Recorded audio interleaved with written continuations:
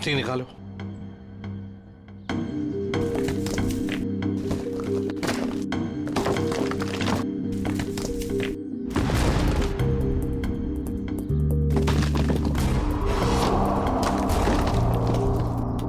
तो लगता है लाश को छुपाने की पूरी कोशिश की, लेकिन पूरी तरह से कामयाब नहीं हुआ है। हाँ, छुपाने की तो बहुत कोशिश की है, मगर जरूर कुछ ना कुछ तो भूल गया है वो। कोई ना कोई सुराग तो हमें जरूर मिलेगा। वैसे लाश ज्यादा पुरानी नहीं दिख रही है। एक काम करो, बाहर निकालो इसे, आराम से, संभल के।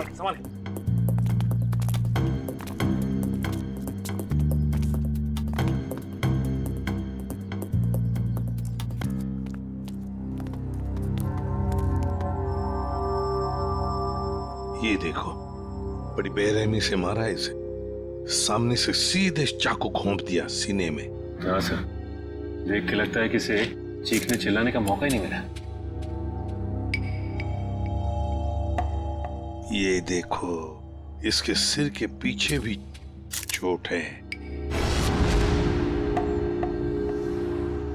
लगता है जिसने भी ये किया है ना, शायद पीछे से आकर इस रिक्शा वाले के सिर पर पीछे से हमला किया, वार किया। ये बेचारा मुड़ गया हमलावर को देखने के लिए, तो सामने से चाकू घोंप दिया।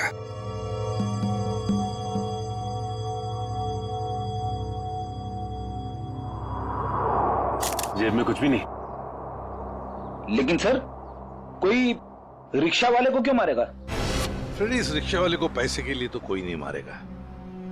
हो सकता है इस रिक्शा वाले का किसी के साथ झगड़ा वगड़ा हुआ होगा या आपसी दुश्मनी हो, लेकिन अगर इसकी लाश यहाँ पर है, रिक्शा कहाँ पर होगी?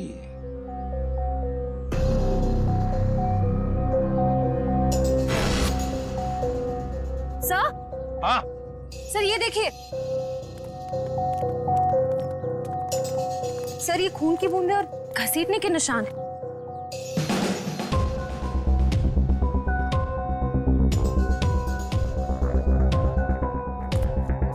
ये देखो,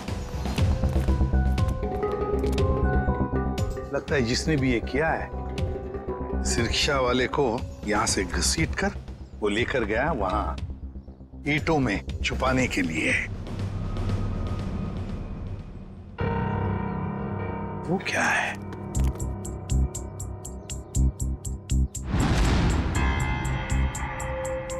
किसी आदमी की घड़ी? अरे ये तो काफी महंगी घड़ी है। शायद रिक्शा वाले की होगी। नहीं फ्रेडी, ये इस रिक्शा वाले की घड़ी नहीं लगती। इतनी महंगी घड़ी है ये, 1,00,000-1.5 लाख की तो घड़ी है ये। तो फिर सर, शायद उसी की होगी जिसने रिक्शा वाले को मारा है। वो तो ये भी सकता है कि घड़ी उस आदमी की हो जो ऑटो में बैठा था। इतनी कीमती घड़ी पहनने वाला आदमी रिक्शा में नहीं जाएगा, मुझे नहीं लगता। देखो, और भी कोई सुराग मिलना चाहिए। देखो जरा आसपास।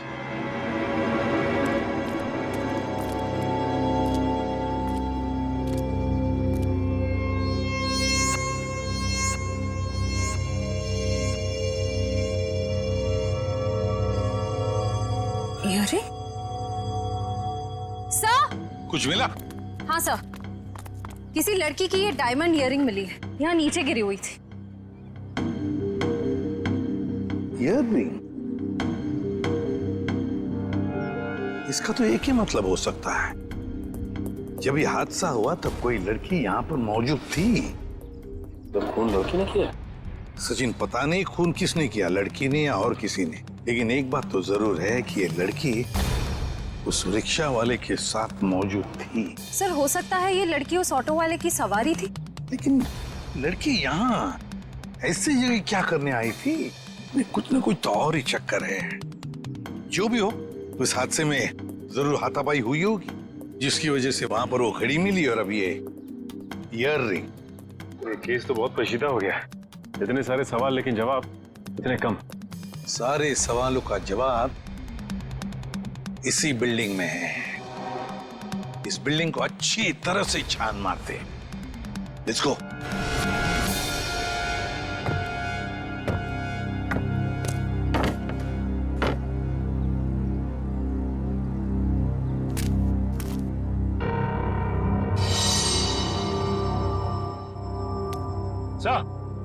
हाँ सचिन,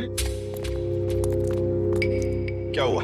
ये देखिए सीढ़ियों पे खून की बूंदें। हाँ, ये देखो। सर ये तो बहुत ही अजीब बात है, लाश वहां पर और खून की बूंदें यहाँ। मुझे तो कुछ और ही आ रहा है दिमाग में।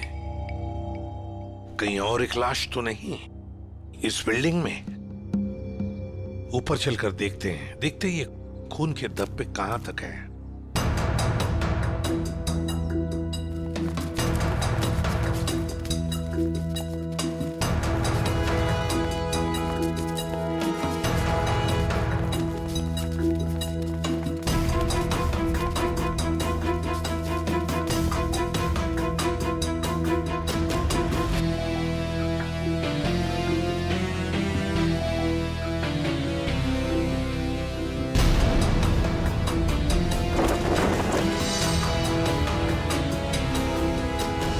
भाई साहब, मैं तो कहता हूँ अभय और विशाखा एक दूसरे के लिए बिल्कुल सही है। दोनों के ख्यालात मिलते जुलते हैं, दोनों का स्वभाव एक है, और वैसे एक साथ स्कूल में पढ़ चुके हैं।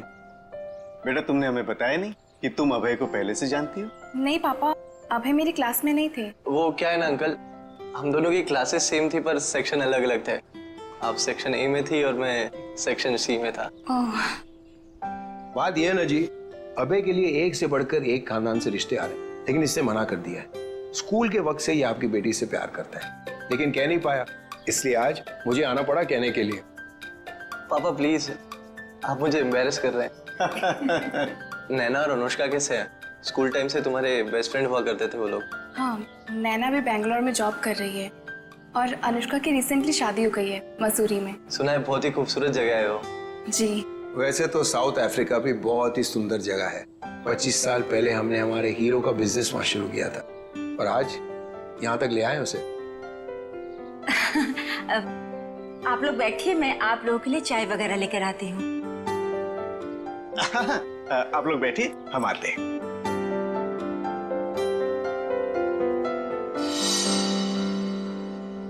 क्या बात है सरिता, क्या हुआ?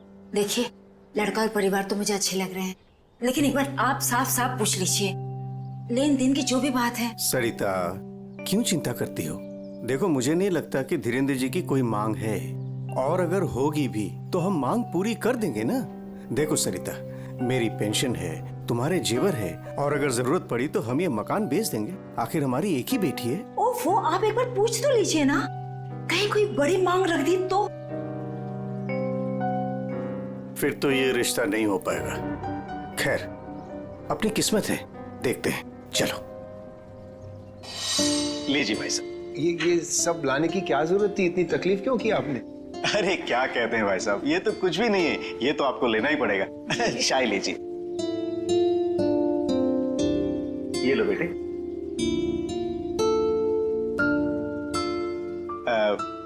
भाई साहब, अगर आप बुरा न माने तो कुछ देर हम लोग बाहर चल के आपस में बात कर लेते हैं। अरे इतने में बच्चे भी एक दूसरे से बात कर लेंगे। अरे ये तो बहुत अच्छी बात है, चलिए।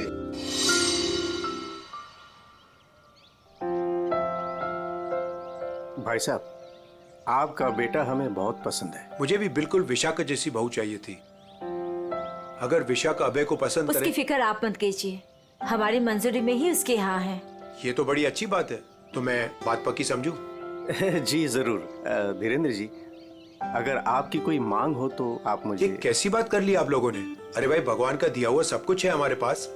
आपकी बेटी सिर्फ 2 जोड़ी कपड़ों में चाहिए, ये आप कर पाएंगे या नहीं? मुझे समझ में नहीं आता कि मैं आपका ये कर्ज कैसे चुका पाऊंगा। लेकिन हमारी एक शर्त है। शर्त? ये शादी 2 दिनों में हो जानी चाहिए। 2 दिनों में शादी की तैयारियां हम कैसे कर सकते हैं? देखिए, ये हमारी एक ही बेटी है, हम चाहते हैं कि उसकी शादी बड़े धूमधाम से हो, इसलिए थोड़ा अगर आप हमें वक्त दे दे तो। देखिए भाई साहब, मैं आपकी बात समझता हूँ, लेकिन 3 दिनों के अंदर मुझे साउथ अफ्रीका पहुंचना है। सिर्फ मेरे बेटे की वजह से मैं अपना पूरा कारोबार छोड़ के आया हूँ। अगर आप ये नहीं कर पाओगे तो ये रिश्ता नहीं होगा। हाँ? सोच लो आप लोग।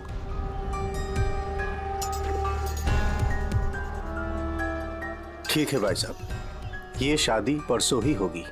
ये तो बहुत अच्छी बात है, मुबारक हो। देखिए, आप शादी की तैयारियां कीजिए, पैसे की चिंता न कीजिए, वो हम करेंगे। जी।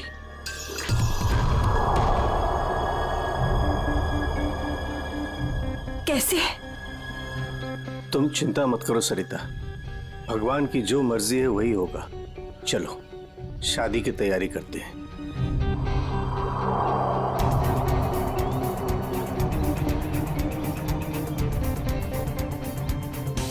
पता नहीं मुझे ये सब ठीक क्यों नहीं लग रहा है। शादी ब्याह जैसी चीज जल्दबाजी में करना,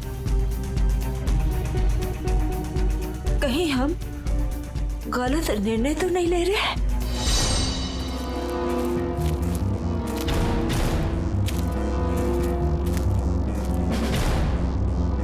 सर इस लड़की का चेहरा तो पूरी तरह से बिगड़ चुका है, इसकी पहचान करना बहुत मुश्किल होगा। तो सर लड़की के पास से ना ही कोई आइडेंटिफिकेशन मिला है ना ही कोई मोबाइल। तो लाश को देख के लगता है कि इसकी और उस ऑटो ड्राइवर की मौत लगभग एक ही वक्त हुई है सर।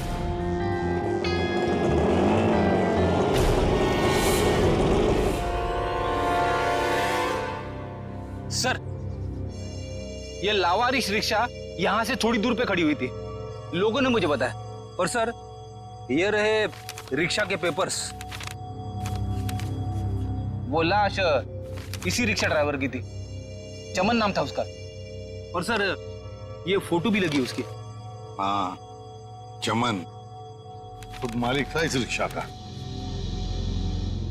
और कुछ मिला? हाँ सर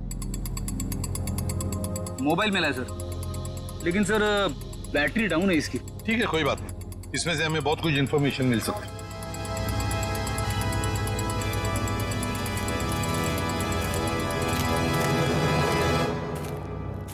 वॉचमैन होना यहाँ के कैसी ड्यूटी करते हो? दो खून हुए यहाँ पर। साहब जी ये सब कैसे हुआ, मुझे नहीं पता चला। चुप, नाटक बंद। जरा याद करके बताओ, क्या कोई आया था यहाँ पर इस रिक्शा में से? कोई नहीं आया था इस रिक्शा से। ये कैसे हो सकता है? हा? कोई बिल्डिंग से ऑटो दूर क्यों खड़ा करेगा? बताओ कौन आया था? हाँ साहब जी याद आया, जब मैं खाना खाने गया था ना, जरूर कोई आया होगा। ड्यूटी करते हो।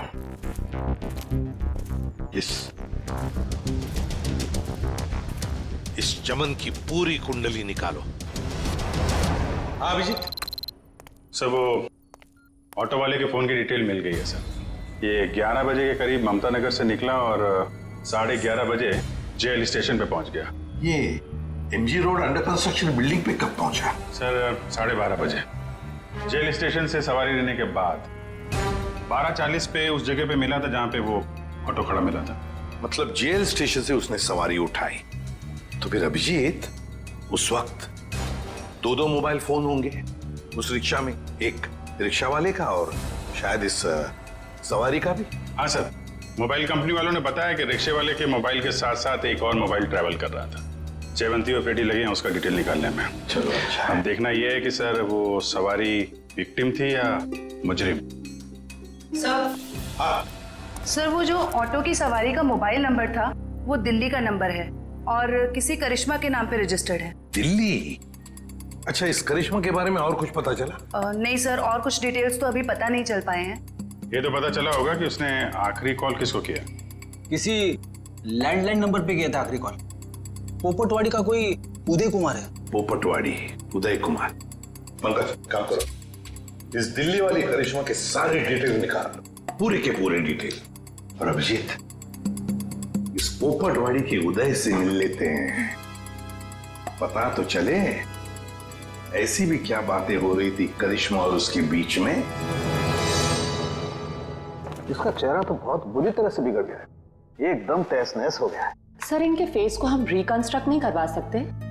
बहुत मुश्किल काम है तारिका, बहुत वक्त लगेगा। हाँ लेकिन एक बात जरूर पता चल गई, ये पता चल गई कि ये काम क्या करती थी। क्या काम?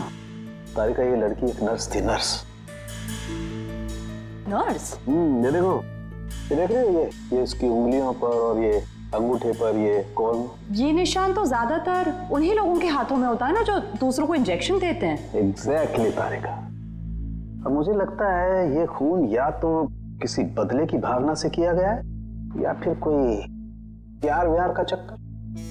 प्यार व्यार का चक्कर? तुमको ऐसा लगता है तो तुम फोरेंसिक आते ही क्यों? तुम अब से मत आया करो हमारे लैब में प्लीज। हाँ अरे ये क्या? हाँ। और अभिजीत, तुम्हारे और मेरे बीच में जो भी था ना वो खत्म। प्यार का चक्कर। सीआईडी यहाँ सब कुछ ठीक तो है ना? देखिए, आप फिक्र मत कीजिए, हमें पता है आपके घर में शादी का रस्म चल रहा है, लेकिन देखिए बात कुछ ज्यादा नहीं है, सिर्फ 2 मिनट की बात है। एक बात बताइए, कल लैंडलाइन पे कोई अनजान फोन आया था? हाँ, मेरी बेटी विशाखा ने फोन उठाया था। जरा बुलाइए ना विशाखा को।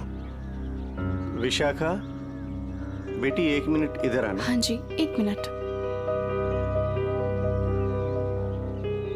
जी पापा। बेटे ये हाय विशाखा, शादी मुबारक हो। Thank you. हम सीआईडी से हैं, मैं इंस्पेक्टर श्रेया। कल सुबह 10 बजे लैंडलाइन पे एक कॉल आया था। जी आया था। किसका फोन था? किसी करिश्मा का फोन था, बट मैं उसे नहीं जानती। अगर तुम उस लड़की को नहीं जानती हो तो उसने तुम्हें क्यों कॉल की?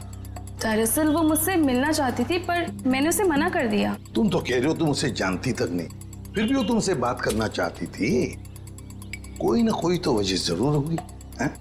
बताओ। शायद वो मेरी शादी के बारे में कुछ बात करना चाहती थी। क्या क्या बात करना चाहती थी? कुछ बताया उसने? जी, तब तक तो मुझे भी नहीं पता था कि मेरी शादी होने वाली है। वो शायद मेरी पिछली शादी के बारे में बात करना चाहती थी। मतलब विशाखा, तुम्हारी पहले भी एक शादी तय हो चुकी थी जो टूट चुकी है। देखिए प्लीज, अगर इस बारे में इस वक्त बात न करें तो अच्छा होगा। बड़ी मुश्किल से उस सदमे से ये उभर पाई है। प्लीज। पापा, इट्स ओके, मुझे उस बात से कोई फर्क नहीं पड़ता है। पर आप इस फोन कॉल के बारे में मुझसे इतने सवाल क्यों पूछ रहे हैं? दरअसल बात यह है कि करिश्मा नाम की उस लड़की का। एक मिनट, मैं समझाता हूँ। देखिए, ये करिश्मा जिसने फोन किया था यहाँ पर, हम उससे मिलना चाहते हैं एक केस के सिलसिले में। ये करिश्मा कोई मुजरिम है क्या? क्या इसने कोई जुल्म किया है और ये मुझसे क्यों बात करना चाहती है? देखो, करिश्मा मुजरिम है या नहीं ये अब तक तय नहीं हुआ है। खैर छोड़ो, आप लोग शादी की तैयारियां करो।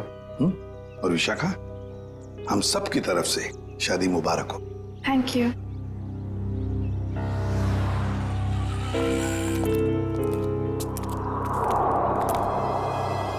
हेलो, सुनो, सब गड़बड़ हो गया है यहाँ। सीआईडी आ गई है। हाँ जी, क्या हाल है बॉस? फिर से बन गया चेहरा? अरे चेहरा बनने में टाइम लगता है ना यार। और कितना टाइम चाहिए तुझे? मैं बोल रहा था तारिका, प्रद्युमन जैसे ही मेरी शक्ल देखेगा पीछे पड़ जाएगा। कितना टाइम लेगा चेहरा बनाने में? यार इतना सा काम है साउंड के। वैसे एक बात बताओ, आप लोगों को वाकई कुछ पता नहीं चला उस लड़की के बारे में? हमें इतना तो पता चल चुका है कि उस लड़की का नाम करिश्मा है और वो दिल्ली की रहने वाली थी। और अगर मैं ये बताऊं कि करिश्मा एक नर्स थी तो? सर, उस करिश्मा के बारे में नई बात पता चली सर। क्या? वो दिल्ली में 10 स्टार हॉस्पिटल में नर्स है। लो, ये बात अब बता रहे हैं, मैं कब की बता चुका ये बात। 10 स्टार हॉस्पिटल, दिल्ली। वाह यार अभय, बड़ी सुंदर दुल्हन मिली है तुझे, सच्ची। पता नहीं कहाँ से किस्मत लिखा के लाया है। अरे वो कहते हैं ना, लंगूर के हाथ में अंगूर। एग्जैक्टली।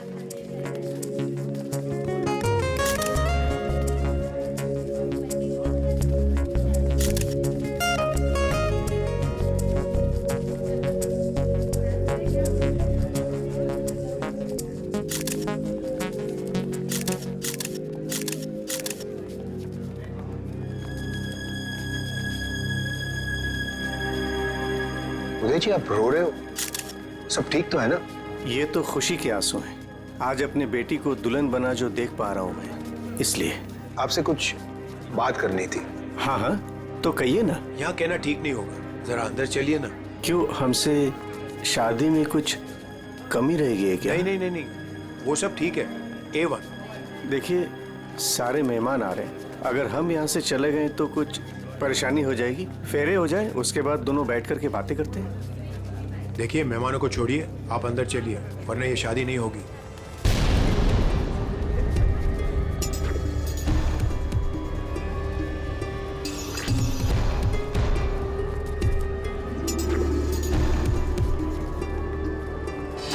आइए उदय जी।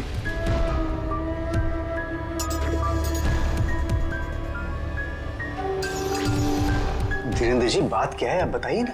देखिए मेरी परेशानी बढ़ती जा रही है। अरे भाई, परेशान होने की कोई बात नहीं, एक छोटी सी रिक्वेस्ट है। कैसी रिक्वेस्ट? आपको याद है मैं आपके घर आया था आपकी बेटी को देखने, और मैंने आपको कहा था मुझे दहेज बिल्कुल नहीं चाहिए। जी मुझे अच्छी तरह से याद है, आपने कहा था कि आपको दहेज नहीं चाहिए। तो अब क्या चाहिए आपको? मैं अपनी जुबान का पक्का हूँ, कहा ना दहेज नहीं चाहिए, दहेज नहीं लूंगा। हाँ मगर आपको दहेज नहीं चाहिए तो क्या चाहिए?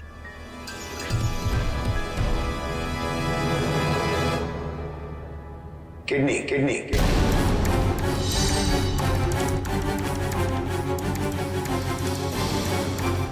किडनी? पर किसकी?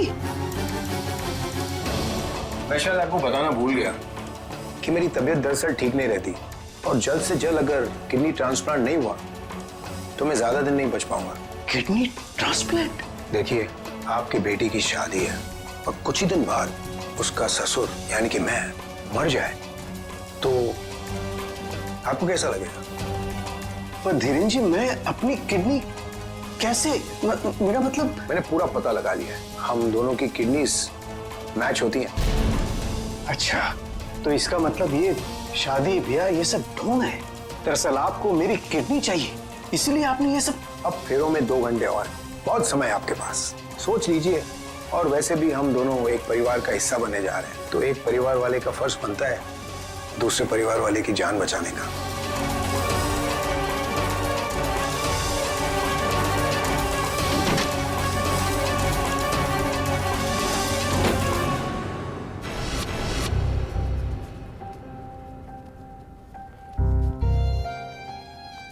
आपको दहेज नहीं चाहिए तो क्या चाहिए? किडनी। किडनी किडनी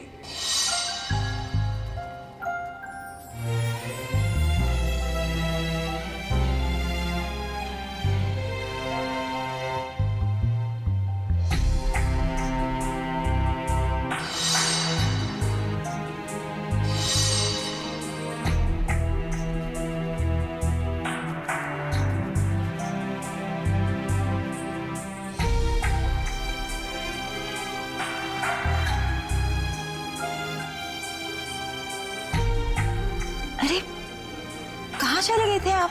कुमार साहब आए हैं अपनी पत्नी के साथ, वो आपको ढूंढ रहे थे।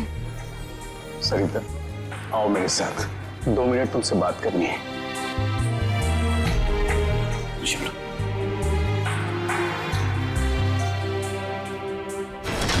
आओ सरिता।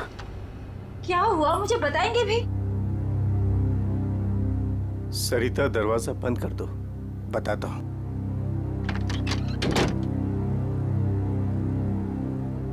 अभी तो बताइए, मुझे बहुत घबराहट हो रही है। धीरेन्द्र जी ने मुझसे कुछ मांगा है। पता था मुझे कि ये शादी दहेज लिए बिना हो ही नहीं सकती। वैसे कितने पैसे मांगे हैं उन्होंने? नहीं, उन्होंने मुझसे पैसे नहीं मांगे। तो फिर? सरिता, उन्होंने मुझसे मेरी किडनी मांगी है। किडनी? हाँ सरिता। हे भगवान, इसका मतलब ये सब शादी वादी ढोंग है। वो आपकी किडनी लेना चाहते हैं? मुझे भी यही लग रहा है।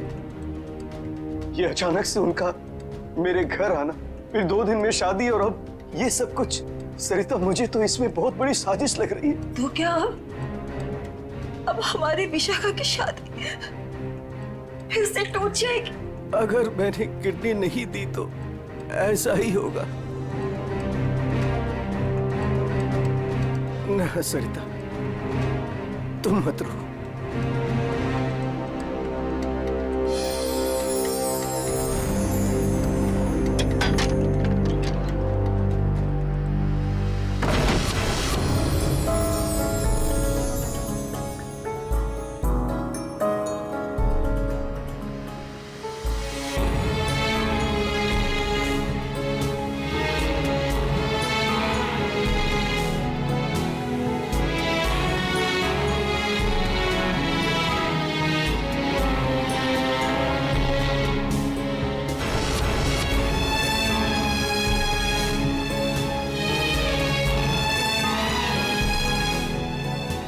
सारे मेहमान आ चुके हैं, और अगर इस बार भी हमारी विशाखा की शादी नहीं हुई तो वो पूरी तरह टूट जाएगी। एक जख्म तो वो पहले ही खा चुकी है, लेकिन अब दोबारा वो बर्दाश्त नहीं कर पाएगी।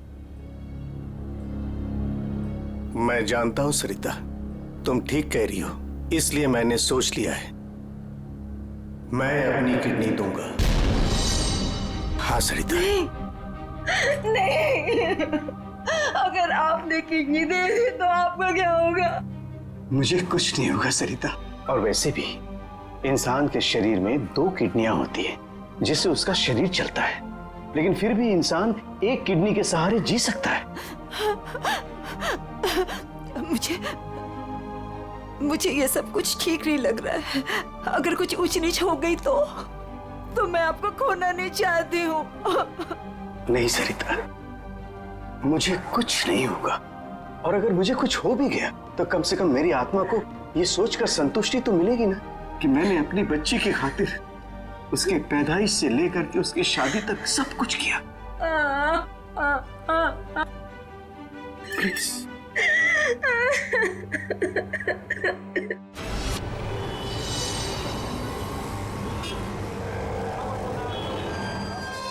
हेलो सर, मैं अनुज, इस हॉस्पिटल का डीन। करिश्मा की मौत की खबर सुनकर आई एम शॉक्ड। वो बहुत ही काबिल नर्स थी। वैसे डॉक्टर साहब एक बात समझ में नहीं आ रही है, ये करिश्मा ने अचानक से छुट्टी क्यों ली और फिर यहाँ से मुंबई चली गई? कोई खास वजह थी क्या छुट्टी लेने में? उसने छुट्टी ली और यहाँ से चली गई। अब यहाँ से जाने के बाद वो कहाँ गई, किस लिए गई, इसके बारे में हमें कुछ नहीं पता। देखिए, हम लोग करिश्मा के घर गए थे, लेकिन वहाँ से कोई ज्यादा जानकारी मिली नहीं है। क्या आप बता सकते हैं कि यहाँ पे करिश्मा को कोई सामान वगैरह पड़ा है? आप चाहें तो करिश्मा का लॉकर देख सकते हैं। जी हाँ, जरा दिखाइए लॉकर। आइए। चलिए। अरे सर, इस लॉकर को देखकर मुझे मेरी नानी की अलमारी याद आ गई। वो भी अपना सारा सामान ऐसे ही ठूस ठूस के रखती थी। सर, ये तो किसी मरीज की मेडिकल रिपोर्ट है। किसकी फाइल है ये? दे उदय कुमार। उदय? विशाखा के पिताजी उदय कुमार? कमाल है, इस फाइल को तो हॉस्पिटल के रिकॉर्ड रूम में होना चाहिए। ये करिश्मा के लॉकर में कैसे? मतलब ये करिश्मा उदय जी और उसके परिवार वालों को जानती थी? वो परिवार वाले तो बता रहे थे कि वो करिश्मा को जानते ही नहीं। जरा बताइए, किस चीज का इलाज चल रहा था उदय का?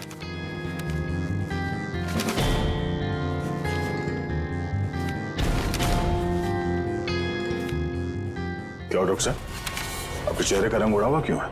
उदय जी को फूड पॉइजनिंग थी और उनके सारे टेस्ट किडनी के करवाए गए हैं। क्या? यार ये क्या चक्कर है? नहीं दया, कुछ न कुछ तो गड़बड़ जरूर है, कुछ न कुछ तो गड़बड़ है। अच्छा डॉक्टर साहब, इस करिश्मा का बर्ताव कुछ अजीब लगा आपको? मतलब कुछ गड़बड़ लगा आपको कभी? नहीं, ऐसा तो कुछ भी नहीं लगा। सर, ये देखिए। माय गॉड, तो ये बात है। क्या बात है उदय? अरे डॉक्टर चंद्रप्रकाश, आओ बैठो बैठो। ये अचानक क्या बात करना चाहते हो तुम मुझसे? और भाभी जी क्यों रो रही हैं? शादी में कोई मदद वगैरह चाहिए? डॉक्टर, शादी की कोई बात है ही नहीं। अच्छा, तुम ये फाइल मेरी देखो ना, मेरी मेडिकल फाइल। ये फाइल चेक करके बताओ कि क्या मैं अपनी एक किडनी डोनेट कर सकता हूँ? उदय, तुम्हारी बेटी की शादी हो रही है और इस वक्त तुम्हें ये सवाल सूझ रहा है? डॉक्टर, शादी न रुके इसलिए तो मैं ये बात पूछ रहा हूँ तुमसे। बताओ ना। क्या मतलब है? मतलब मैं बाद में तुम्हें समझाऊंगा। तुम पहले मुझे ये बताओ कि मैं एक किडनी के सहारे जी सकता हूँ या नहीं। बताओ डॉक्टर, मुझे प्लीज बताओ ना।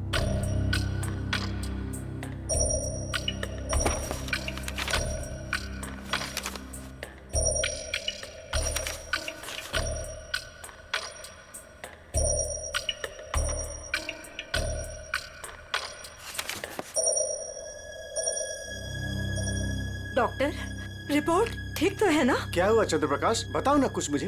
क्या किडनी देना जरूरी है? बस तुम इतना ये समझ लो कि किसी के जिंदगी और मौत का सवाल है। देखो, अगर मैंने किडनी डोनेट नहीं की ना तो मेरी बेटी की शादी रुक जाएगी। देखो उदय, तुम्हारी ये किडनी पहले से ही खराब है। क्या? सरिता, मुझे तो आज तक ये प्रॉब्लम कभी महसूस ही नहीं हुआ।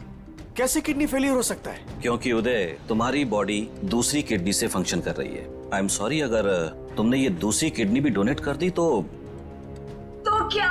तो तुम्हारा बचना नामुमकिन है।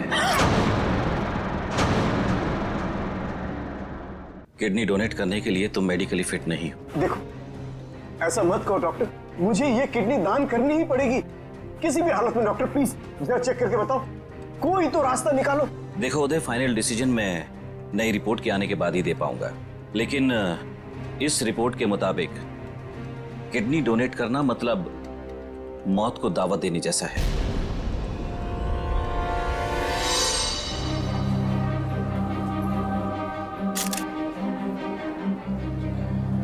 आओ। क्या हुआ माँ? आप परेशान लग रही हैं। नहीं, ऐसी कोई बात नहीं। फेरे का समय हो गया है, आओ।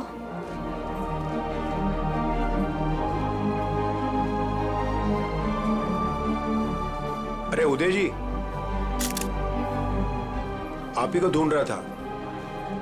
फेरे लगवाएं या फिर मैं बारात वापस? जी नहीं, बारात वापस ले जाने की नौबत नहीं आएगी। मुझे पता था आप बड़े समझदार इंसान हो, सही डिसीजन लिया। और वैसे आप अपनी बेटी को इतना प्यार जो करते हो, आइए। यकीन नहीं आ रहा है दया, शादी के नाम पे ऐसी सौदेबाजी।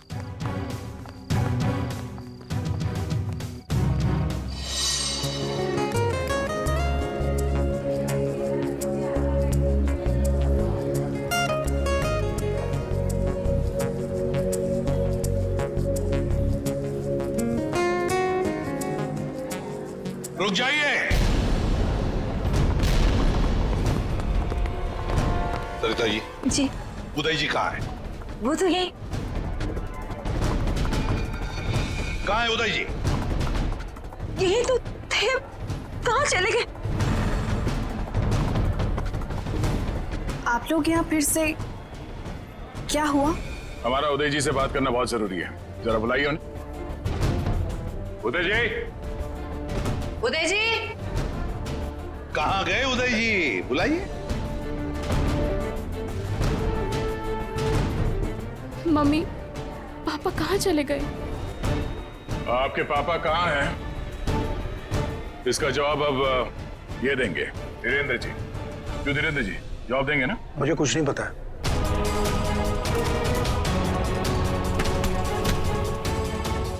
नहीं पता तो सड़क कहाँ रहे आप? सर, मैंने कुछ नहीं किया सर। मैं तो इनका असली बेटा भी नहीं हूँ सर। मेरे पति को इन लोगों ने गायब करवाया होगा और किडनी के लिए ये लोग शादी तोड़ने की धमकी दे रहे थे।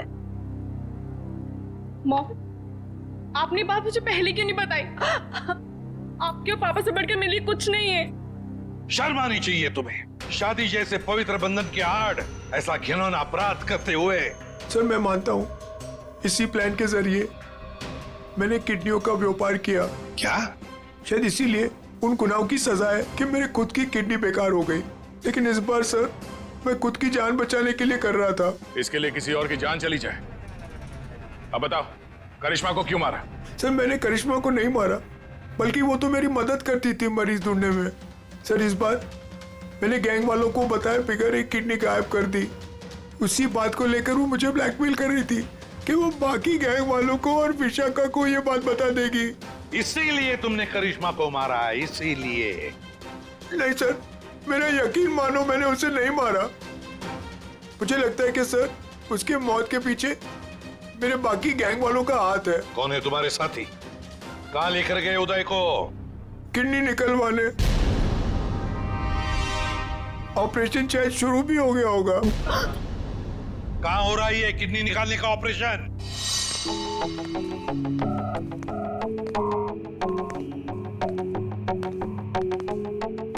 चल डॉक्टर, ऑपरेशन शुरू कर। देखो, तुम जो ये कर रहे हो ना, ठीक नहीं कर रहे हो। बकवास बंद कर और अपना काम कर जल्दी।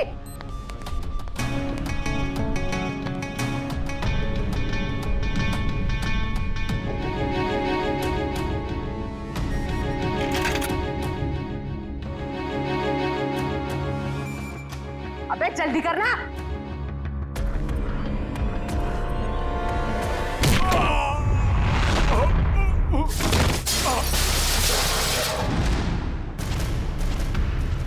कौन है वहां?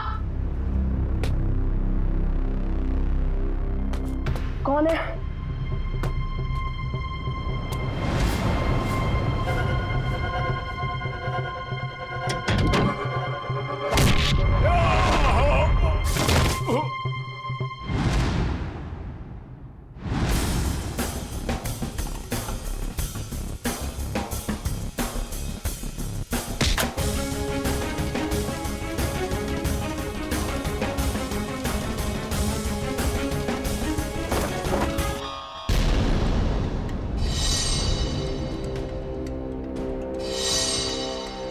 अपने जुर्म का इनाम तो लेती जाओ।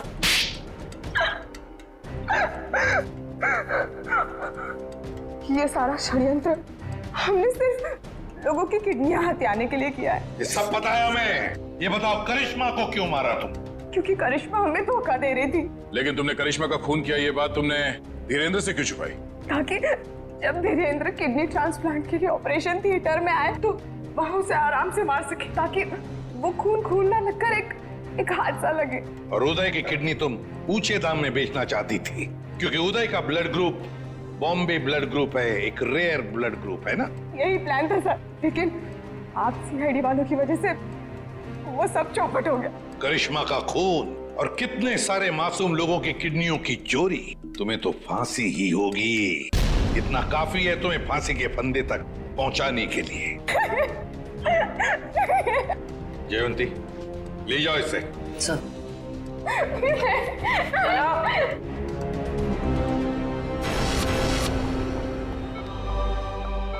कैसे आप? तबीयत कैसी है आपकी? पापा ठीक तो है आप? सरिता, विशाखा बेटी, तुम लोग रो क्यों रहे हो? क्या हुआ मुझे? मैं आपसे कभी बात नहीं करूंगी। आपको क्या लगा मेरी शादी आपकी जिंदगी से ज्यादा जरूरी है? ऐसी कोई बात नहीं। दरअसल मैं और सरिता हम तो सिर्फ तुम्हारी खुशी चाहते हैं बेटे। मेरी खुशी आपसे है, आपसे है। माना बाकी लड़कियों की तरह मेरा भी सपना है कि मेरा भी एक अच्छा पति हो, लेकिन वो पति मुझे अपने पिता की कीमत पर बिल्कुल नहीं चाहिए। देखा उदय जी, आपकी बेटी विशाखा कितनी समझदार है, सियानी है और सही बोल रही है। एक बात हमेशा ध्यान में रखना, बेटी घर का सम्मान होती है, सुख होती है, खुशी होती है। और उसके हाथ पीले करना तो सौभाग्य की बात होती है, लेकिन उसके लिए माता पिता को अपनी जान दांव पर लगाने की कोई जरूरत नहीं। एसीपी साहब, मैं आपसे वादा करता हूं, चाहे कुछ भी हो जाए, मगर मैं इंतजार करूंगा। अब की बार मैं अपनी बेटी का हाथ सिर्फ उसी को दूंगा जो इसके लायक हो। आप सबका बहुत बहुत शुक्रिया बेटी। Thank you very much.